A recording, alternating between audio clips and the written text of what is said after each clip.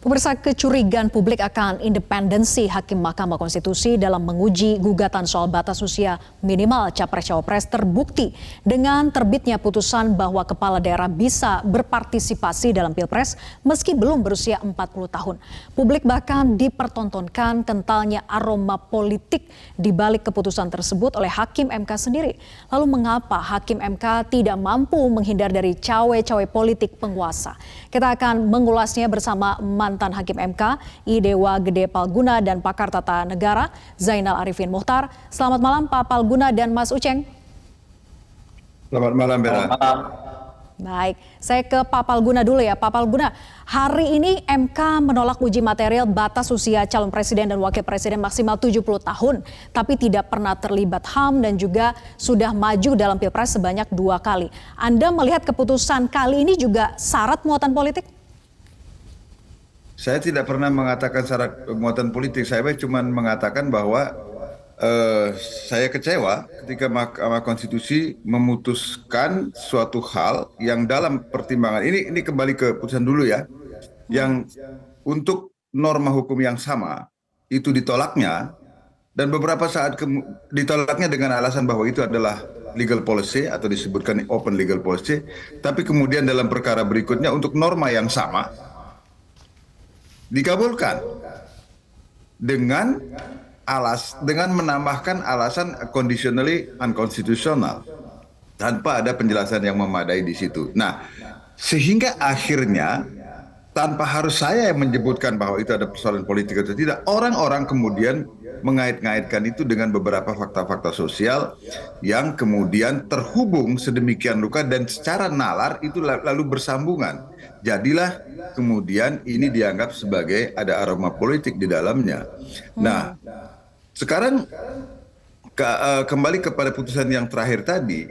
Nah, apakah ini juga dikatakan ada aroma politik? Alasannya kalau tadi saya lihat, kalau saya mendengarkan itu adalah alasan karena sudah kehilangan objek. Nah, pertanyaannya kan kemudian menjadi begini.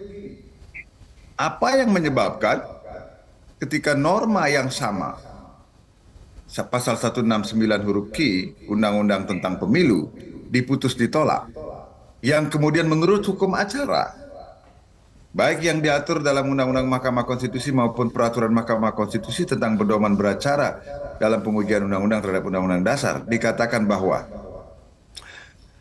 terhadap undang-undang yang sudah pernah dimohonkan pengujian tidak dapat dimohonkan pengujian untuk undang yang ditolak, kecuali terdapat alasan konstitusional baru. Nah, itu tidak terjelaskan. Tidak terjelaskan. Tetapi kemudian Mahkamah Konstitusi mengabulkan permohonan untuk norma yang dalam putusan sebelumnya sudah dinyatakan ditolak dengan alasan open legal policy. Kan di sini yang menjadi persoalan buat saya sebagai akademisi dan dulu kebetulan pernah berada di sana sebagai hakim konstitusi gitu loh, Vera. Baik, terjadi inkonsistensi sama-sama perkara open legal policy, namun putusan MK minggu lalu dengan hari ini berbeda. Mas Uceng, apakah ada alasan hukum dan konstitusional yang bisa membenarkan putusan minggu lalu dengan putusan hari ini boleh berbeda? Saya pakai prinsip bahwa penyebab hari ini kan sebenarnya putusan hari ini itu disebabkan oleh minggu lalu. Jadi kan tidak mungkin bisa dilepaskan logika putusan hari ini dengan yang lalu, itu pasti. Jadi kalau kita pakai prinsip fikih bahkan ya yang wajib ya pasti mendahulunya yang wajib gitu. Jadi kalau hari ini apapun yang terjadi hari ini tidak mungkin bisa dilepaskan konteks kemarin. Apalagi konteks kemarin putusan MK mengalami keanehan seperti yang disampaikan oleh Pak Palguna tadi. Maka kalau ditanyakan dia udah kehilangan objek karena sudah ditafsirkan pada yang mana?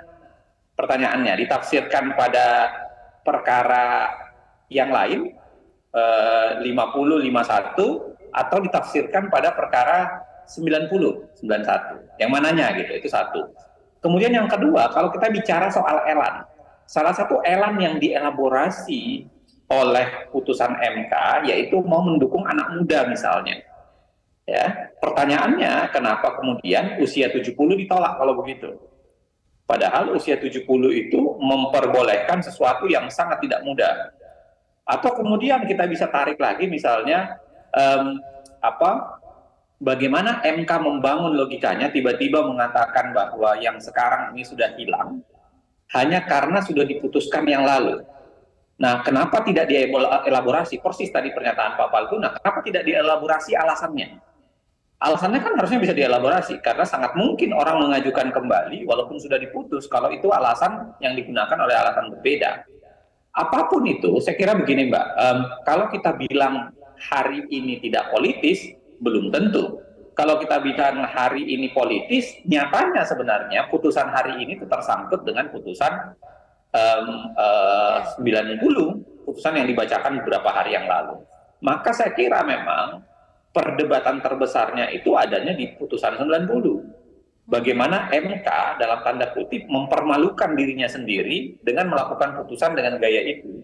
Siapa yang bilang itu? Bukan kita, bukan sekedar pengamat, tapi putusan MK itu sendiri yang membahasakan. Setidak-tidaknya dibahasakan secara sangat baik oleh Saldi Isra, oleh Wahidudin Adams, dan oleh Arif Hidayat, yang kemudian membahasakan ulang bahwa ada semacam kosmologi negatif, pengambilan keputusan, ada kebingungan-bingung sebingung-bingungnya, lalu kemudian ada pernyataan yang mengatakan bahwa perkara ini menjadi sederhana atau tidak, itu tergantung seberapa independen mahkamah di hadapan kepentingan politik. Nah, jadi kalau misalnya kita mau berkaca pada putusan hari ini, silahkan berkaca pada putusan hari ini, tapi saya kira kacanya tidak mungkin bisa dilepaskan dari putusan 90 yang diambil sekitar seminggu yang lalu. Putusan hari ini dengan putusan minggu lalu harusnya memang sama-sama perkara open legal policy yang tidak bisa dipisahkan satu dengan yang lainnya, begitu ya Mas Uceng. Tapi kita simak terlebih dahulu pernyataan Ketua MK Anwar Usman berikut ini. Untuk mengetahui lebih awal apa sih makna konflik kepentingan di Mahkamah Konstitusi. Kalau pertanyaan itu diajukan ke misalnya hakim pengadilan negeri, pengadilan tinggi, Mahkamah Agung, atau semua peradilan yang berada di bawah Mahkamah Agung selain dari peradilan umum, ya peradilan agama, pengadilan pun, peradilan militer. Tapi di sini sekali lagi yang diadili itu adalah norma pengujian undang-undang. Jadi norma abstrak itu jadi bukan mengadili fakta atau sebuah kasus. Ketua MK menyatakan bahwa tidak ada konflik kepentingan di setiap pengambilan keputusan MK. Kita lanjut perbincangan usai jeda, tetap bersama kami di Top News. Kita lanjutkan perbincangan. Mas Uceng, tadi sebelum jeda kita sudah putarkan pernyataan dari Ketua MK Anwar Usman yang menyebut tidak ada konflik kepentingan di setiap pengambilan keputusan MK, terlebih karena MK mengadili norma sebuah undang-undang, bukan peradilan atau perdata di undang-undang. Tanggapannya Mas Uceng? Iya, saya kira ada dua hal kekeliruan mendasar yang dilakukan oleh Anwar Usman dari bahasa itu.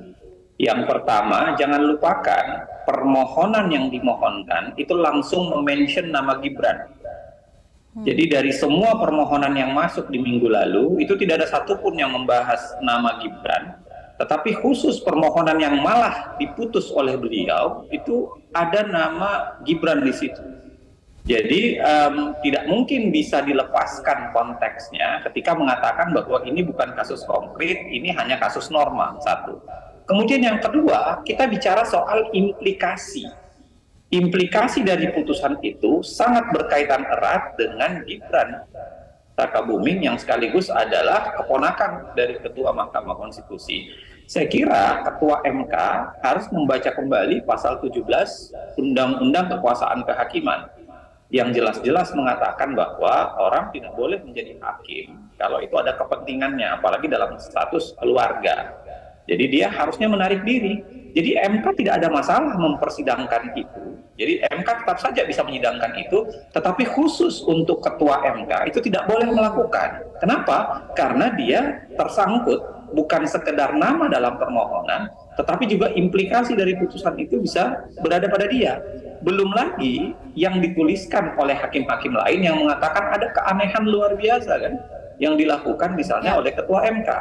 Dalam kasus sebelumnya dia tidak ingin masuk ke dalam perkara dengan alasan yang salah satu katanya mengatakan bahwa dia konflik kepentingan. Kenapa begitu di putusan 90 dia mengubah pendapatnya dan tiba-tiba masuk bahkan ikut memutus.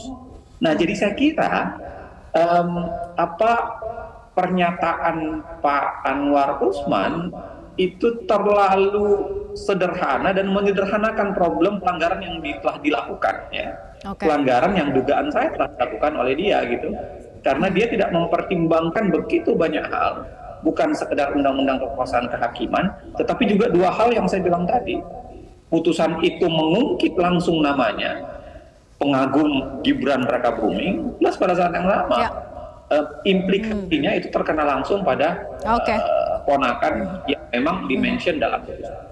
Oke, secara sadar ketika Ketua MK memang punya konflik of interest, harusnya mengundurkan dari bahasan suatu perkara begitu ya. Nah, saya ingin ke Pak Palguna bahwa Hakim MK Eni Nurbaningsih ini menyatakan dibentuknya MK-MK. Jadi pembentukan Majelis Kehormatan Mahkamah Konstitusi atau MK-MK ini karena banyaknya laporan atau pengaduan dugaan pelanggaran kode etik oleh Hakim Konstitusi. Pak Palguna, apakah yakin laporan terkait dugaan pelanggaran etik Hakim MK akan diusut tuntas oleh MK-MK? Pak Palguna? Ya, sebelum saya menjawab soal yakin atau tidak itu, saya ingin menanggapi yang tadi dulu terlebih dahulu. Tentang bahwa Mahkamah Konstitusi menguji norma.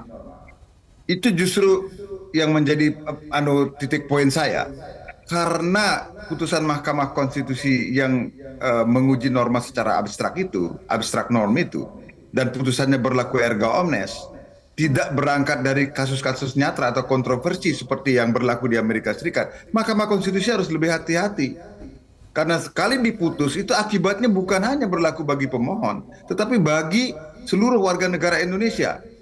Dan jangan lupa, setiap Mahkamah Konstitusi membuat putusan, itu dia sedang melakukan penafsiran terhadap Undang-Undang Dasar. Dan apa itu penafsiran terhadap Undang-Undang Dasar? Dia juga bukan cuma memberikan arti kepada teks konstitusi, tetapi dia juga sedang mencari pengertian-pengertian apa yang dibangun oleh konstitusi itu dan tujuan-tujuan yang hendak dicapai oleh konstitusi itu.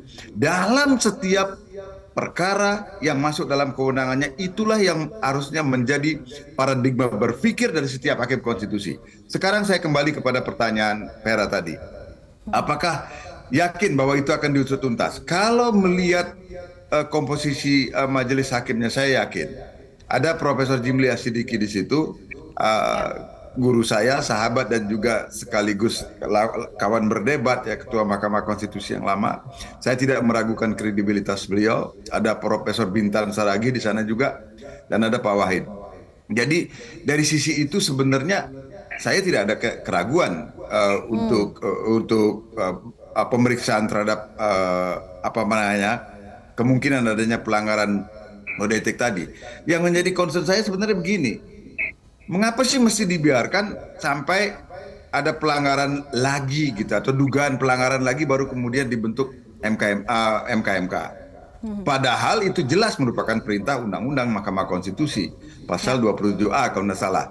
Terlepas dari soal bahwa ada banyak kritik terhadap pasal itu, tetapi membiarkan itu dalam keadaan kosong, itu maksudnya Majelis Kehormatan Mahkamah Konstitusi, itu jauh lebih buruk menurut saya. Karena paling tidak, mohon maaf sedikit lagi, karena paling tidak dengan misalnya segala kekurangannya, apabila lembaga itu atau peranata Majelis Kehormatan Mahkamah Konstitusi itu ada, maka setiap kali warga negara itu perlu meyakinkan dirinya tentang ada atau tidaknya pelanggaran etik yang dilakukan oleh Mahkamah Konstitusi, ada sarana yang hendak dituju untuk itu gitu loh. Baik, terima kasih Pak Palguna dan juga Mas Uceng sudah bergabung bersama kami di Top News malam hari ini. Informasi, download Metro TV Extend sekarang.